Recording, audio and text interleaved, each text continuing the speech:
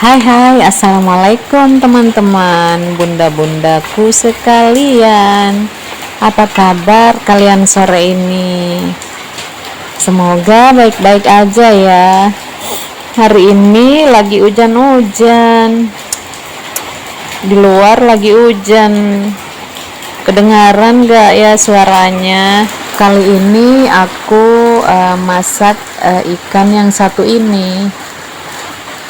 Ini ikan apa ya namanya? Ikan layang. Kalau bahasa Makassar itu ikan layang. Kalau bahasa Melayunya apa ya? Aku kok nggak tahu ya. Mau tanya di Google gimana caranya? Nggak mungkin aku uraikan ikan bentuknya begini begini. Yang jelasnya ikan itu ya pada dasarnya bentuknya ya ini susah untuk dibanding-bandingkan ya, karena nggak seperti manusia. Manusia kan ada yang mancung, ada yang pesek. Ini ikan gimana ya cara membedakannya?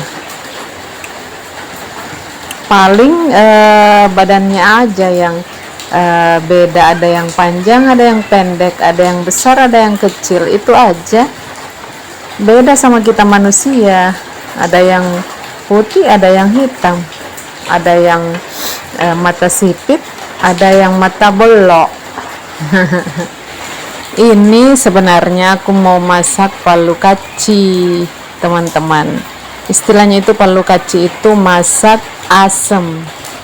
Tapi berhubung karena asemnya habis, terus nggak ada yang bisa disuruh ke warung, termasuk aku juga lagi males ke warung teman-teman ya. Jadinya aku masak gitu-gitu aja. Aku beri ini garam aja sama micin. Terus aku juga pakai masako. Nggak lupa juga kunyitnya, karena kunyitnya yang membuat ikannya kelihatan menggairahkan.